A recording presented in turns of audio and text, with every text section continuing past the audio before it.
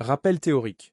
Avant de plonger dans la pratique, rappelons les bases essentielles. Le terminal Linux est l'interface en ligne de commande, CLI, qui permet d'interagir directement avec le système d'exploitation. Contrairement à une interface graphique, chaque action est exprimée par une commande textuelle, ce qui offre une puissance et une précision indispensables en cybersécurité et DevSecOps. Trois commandes fondamentales balisent vos premiers pas. pwdprint, Working Directory, affiche le chemin absolu du répertoire courant, c'est votre boussole dans l'arborescence. lslist, liste le contenu d'un répertoire. Ces options les plus utiles sont lampe propriété INAC, propriétaire, taille, date, et AA affiche les fichiers cachés dont le nom commence par un point. Clear nettoie simplement l'affichage du terminal pour gagner en lisibilité. Le modèle mental à retenir?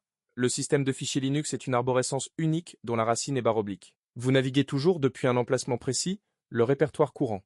PWD vous dit où vous êtes. LS vous dit ce qu'il y a autour de vous.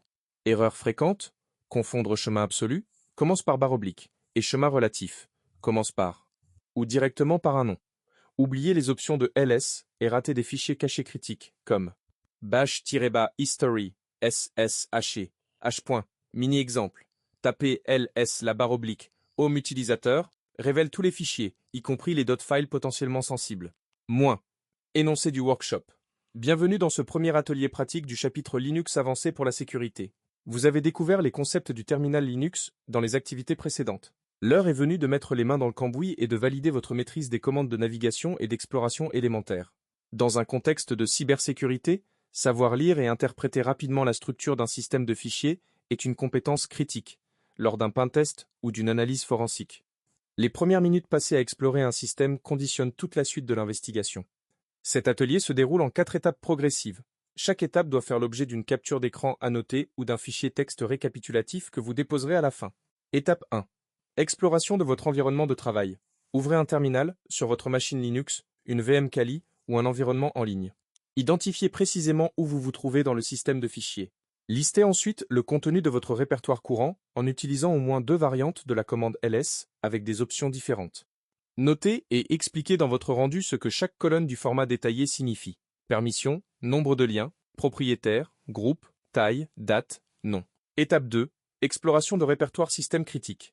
Sans vous déplacer, n'utilisez pas encore CD. Explorez uniquement avec ls les répertoires suivants. Barre oblique, etc. Barre oblique home, barre oblique varlog. Pour chaque répertoire, utilisez l'option affichant également les fichiers cachés.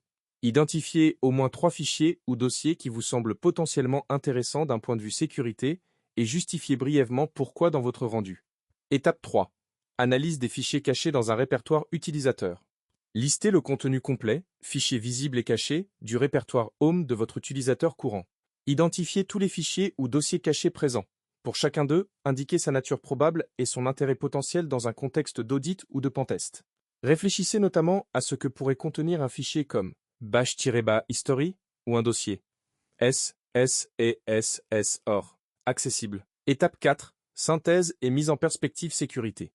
Rédigez un court paragraphe, 10 à 15 lignes, expliquant comment les commandes PW, D et LS peuvent être utilisées lors d'une phase de reconnaissance post-exploitation sur un système Linux compromis. Quel type d'informations cherche-t-on en priorité? Pourquoi l'option là est-elle systématiquement recommandée en contexte de sécurité? Utilisez Clear à votre convenance pour maintenir un terminal lisible tout au long de vos manipulations.